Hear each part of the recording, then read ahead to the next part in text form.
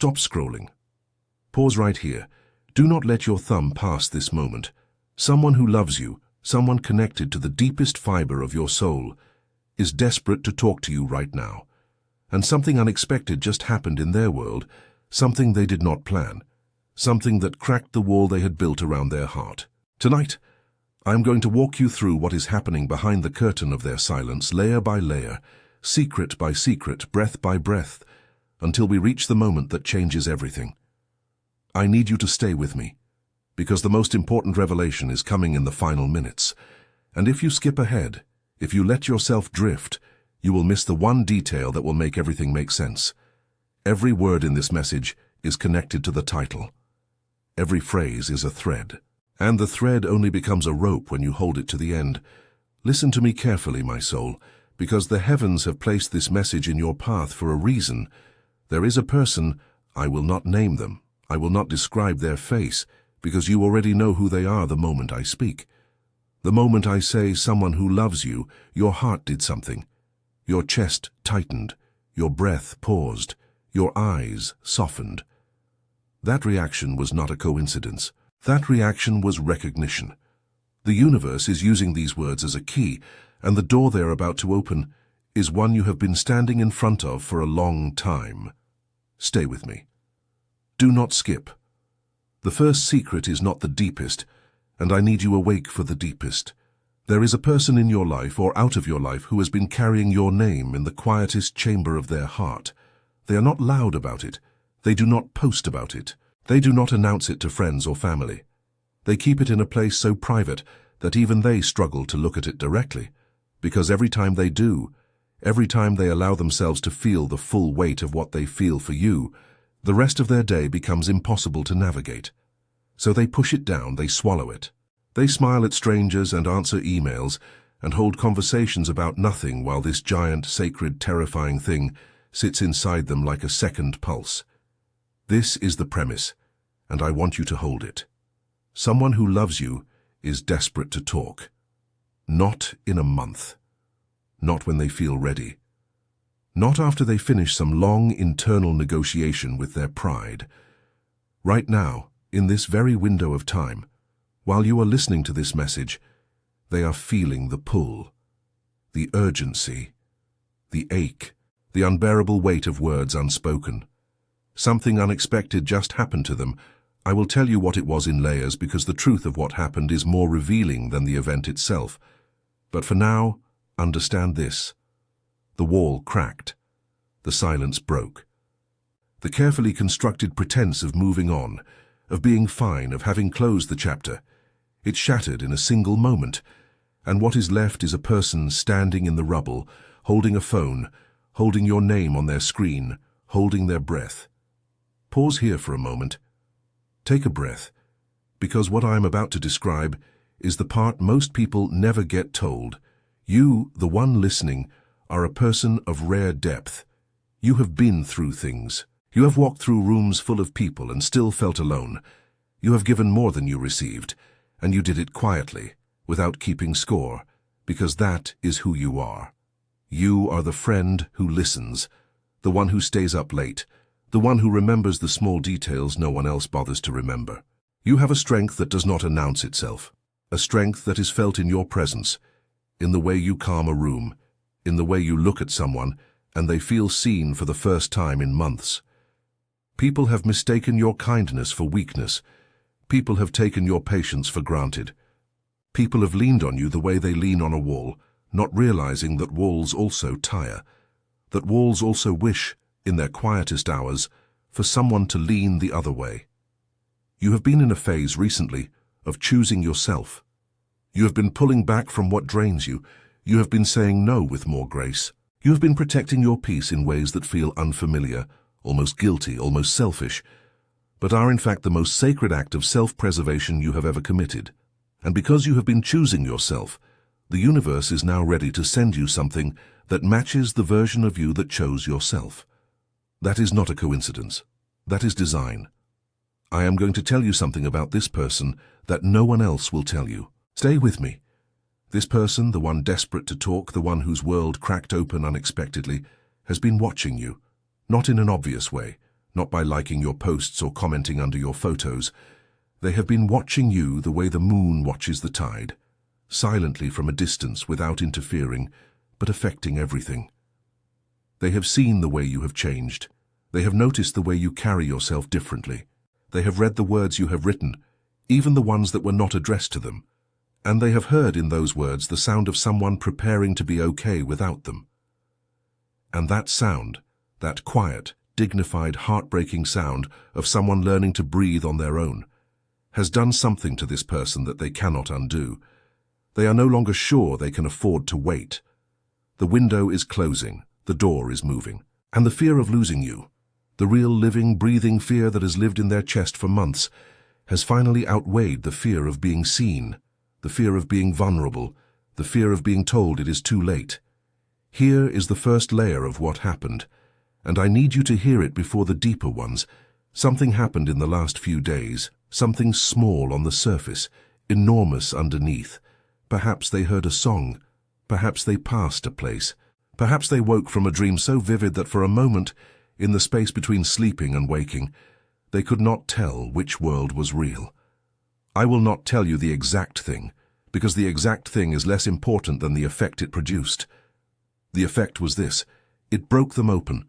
It reminded them in a way that no conversation and no advice and no friend could of what they had let go, or what they had never had, or what they had walked away from with the wrong foot first. This person has replayed the last conversation you had. They have rewritten it 1,000 times. In the version they live in their head, they said the right thing. In the version they live in their head, you heard them. In the version they live in their head, there was no silence after, only the sound of two people finally understanding each other. But in the real version, in the version that lives in time and not in longing, they said nothing. They let you walk away. They convinced themselves it was the right thing. They told themselves the timing was wrong, or the distance was too much, or they were not enough, or you deserved better than what they could offer at that moment. And they have been punishing themselves for that silence ever since. Pause. I want you to notice what you are feeling right now, because that feeling is information. Stay with me. They have tried to talk to you in ways you may not have noticed. They have typed messages and deleted them. They have opened your chat and stared at the empty field where words go. They have written long paragraphs in their notes app, paragraphs that will never be sent, paragraphs that begin with your name and end with a confession they are not yet brave enough to make. The cursor blinked. The screen stayed open. And they closed the app, locked the phone, and lay in the dark wondering what kind of person writes love letters to no one. That is who this is. That is the weight they are carrying. That is the kind of desperate I am talking about. Not the desperate of someone with nothing to lose, the desperate of someone who has everything to lose, and is finally, after months of pretending otherwise, ready to risk it. Now let me tell you what the unexpected thing was, and I need you to hold this carefully, because the next layer is even deeper. The unexpected thing was not a message from you. It was not a sign from the universe in the form of a phone call or a coincidence too perfect to be coincidence. The unexpected thing was internal. The unexpected thing was that something in them finally gave way. Some people call it surrender. Some people call it grace. The sky calls it the moment the soul agrees to be honest.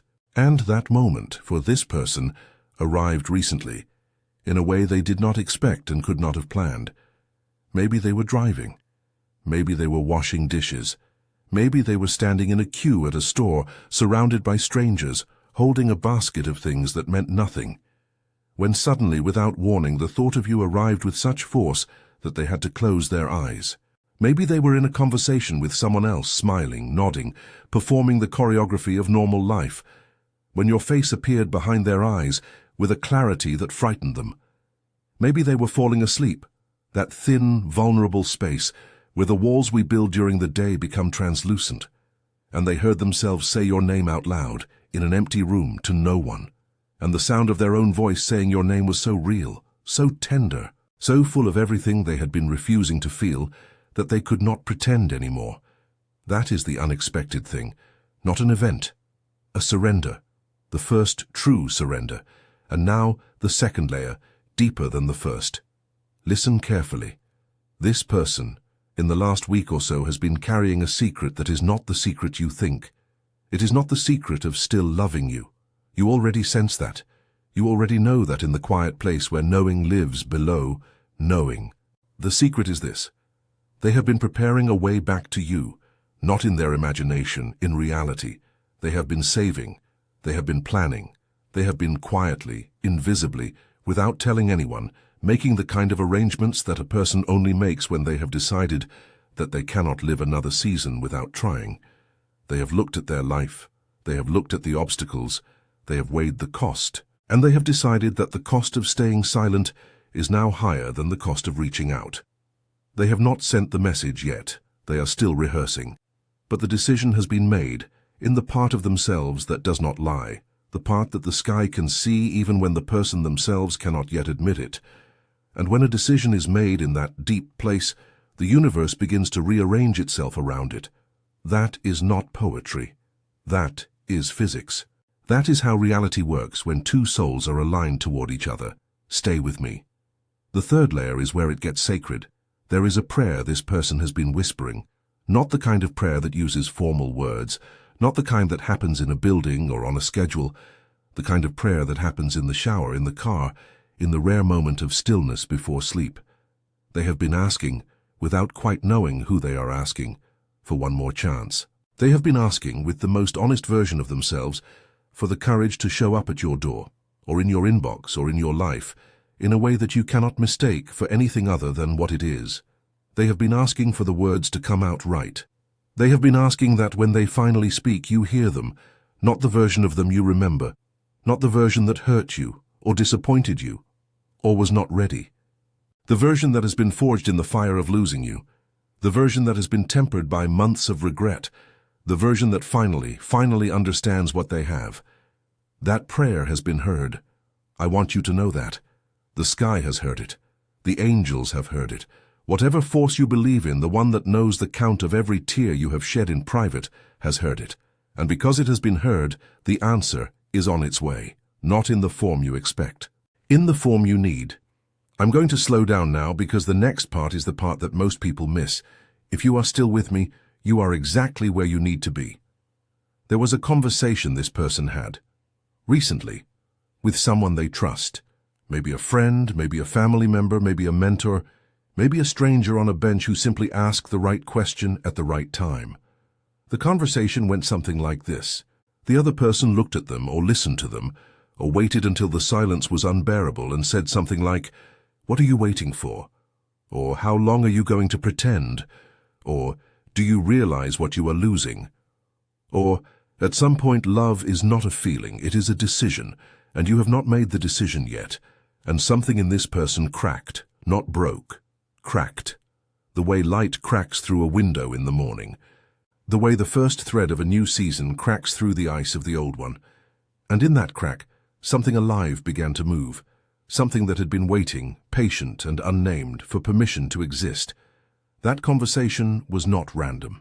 That conversation was placed. By whom, you may ask?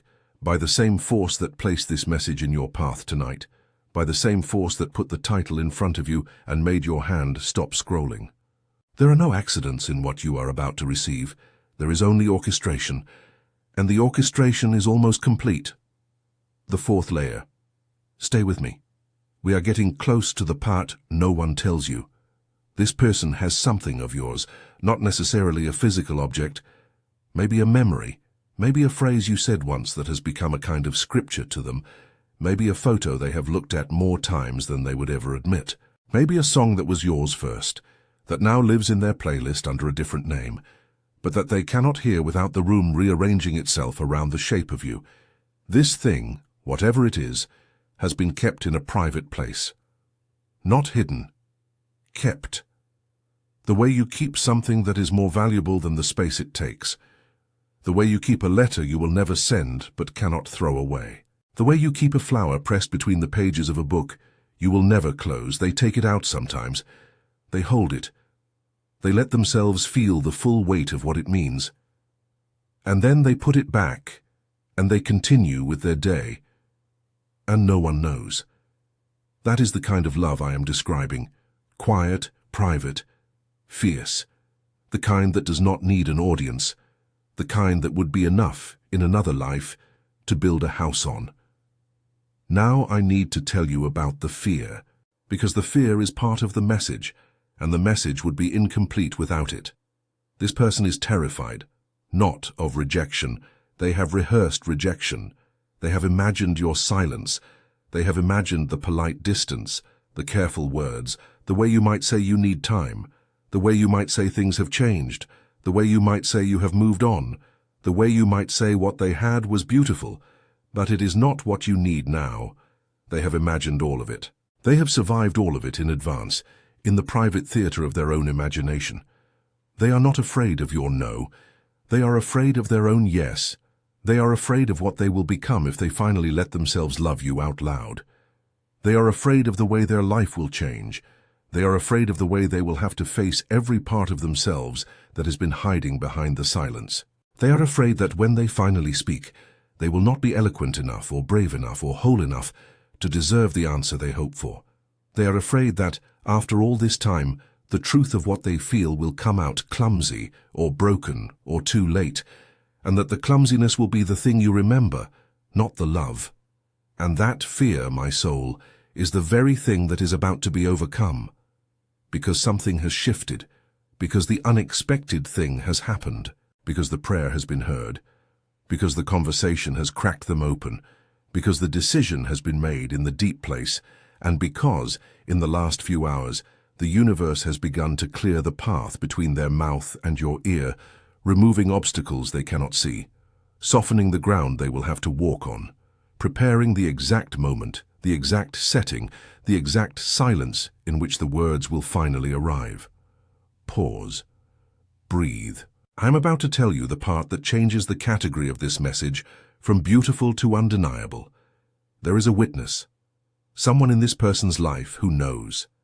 Maybe not the whole truth, maybe not the name, but this witness has seen the way this person changes when your name is mentioned, has seen the way their eyes drop or lift or fill or sharpen, has seen the phone flipped over at the dinner table, has seen the playlist that starts one song and then another, both of which, if you knew the story, would tell you everything.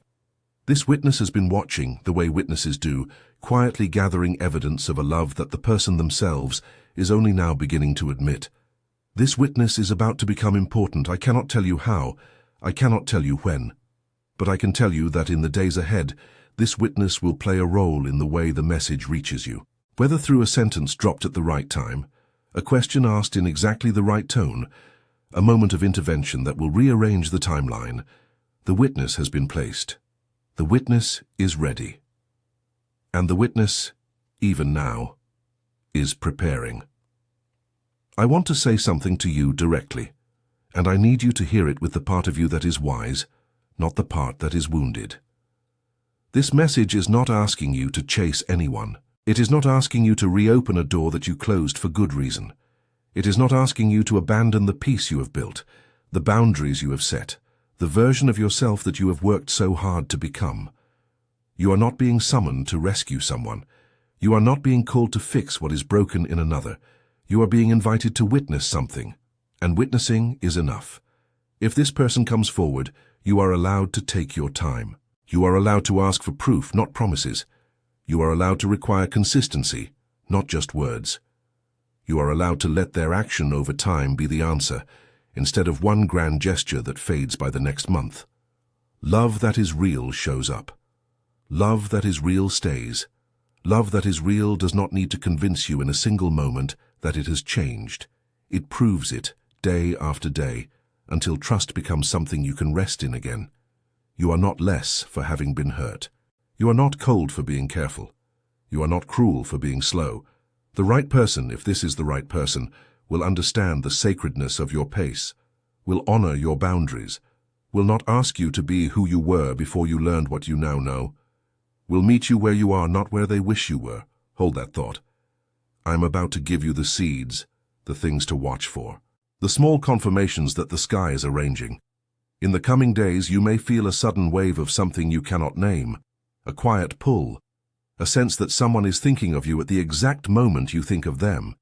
You may hear your name in a place you do not expect, a coffee shop, a video, a stranger's mouth on a sidewalk, and for a moment you will look up, certain it was meant for you.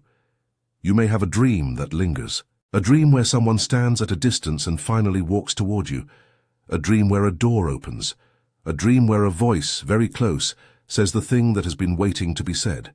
You may see a number repeat, a song arrive at the exact moment you needed it, a book fall open to a page that reads like a letter addressed to you.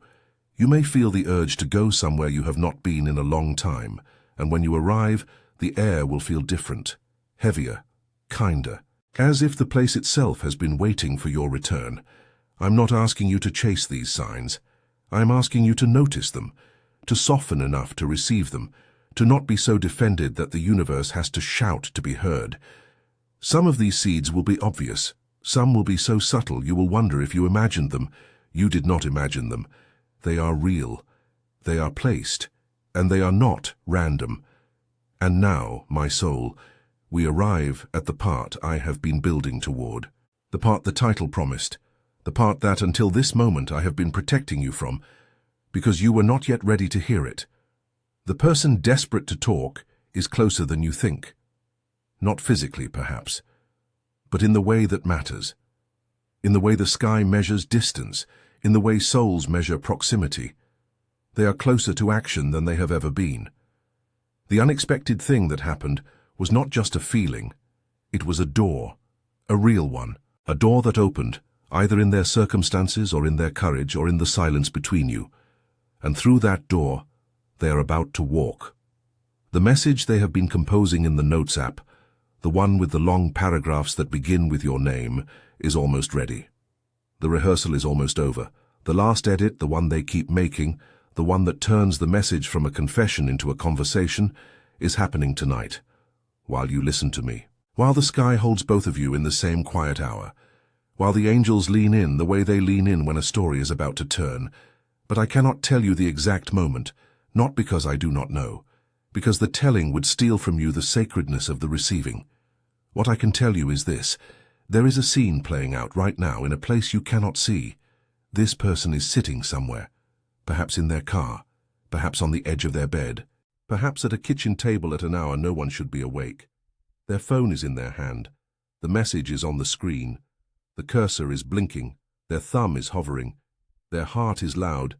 And something, a thought, a memory, a flash of your face as you were the last time they saw you clearly, has just passed through them like a current.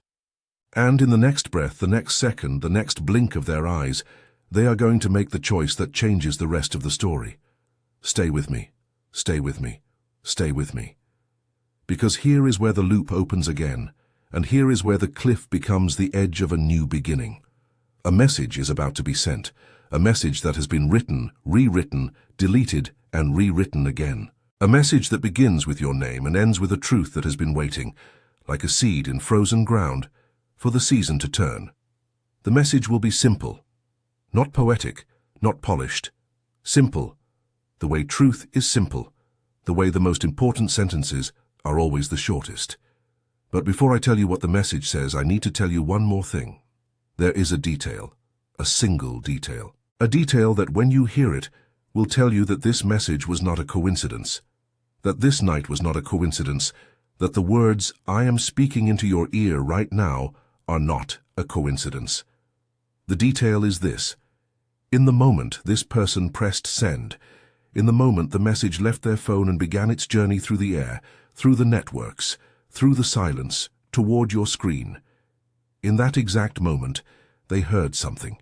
A sound. A voice. A whisper so close it felt like it came from inside their own chest. And the whisper said your name. And the name was not the name on your ID. The name was the name only they call you. The private name. The secret name. The name that no one else in the world uses, because no one else in the world has earned it. And that, my soul, is how you will know. That is the confirmation. That is the detail that turns a feeling into certainty. The message is coming. The message is closer than the next sunrise. The message has already left the lips of a person who loves you, who has always loved you, who will always love you, even if you do not answer, even if you take your time, even if your answer is the no. They have been dreading and the hope they have been carrying in equal measure. The message is coming because the unexpected thing happened, because the wall cracked, because the prayer was heard, because the witness is ready, because the sky has decided that the silence has lasted long enough. But I am going to stop here, not because the story is over, because the story is about to become yours. What you do with this message, what you do with the seed I have placed in your chest tonight, is the part I cannot write for you. I cannot tell you to wait. I cannot tell you to reach out. I cannot tell you to soften or to harden. I can only tell you that the door is opening, and that on the other side of it someone is standing with your name on their lips, trembling, hopeful, finally ready to say it out loud. Stay open. Stay soft. Stay who you are. And when the message arrives, you will know. You will know because no one else in the world has ever called you by that name. The sky is watching. The sky has been watching the whole time. And the sky is smiling tonight, the way it only smiles when two souls are about to find their way back to each other. Good night, my soul. Rest now. The next part is not mine to tell. It is yours to live.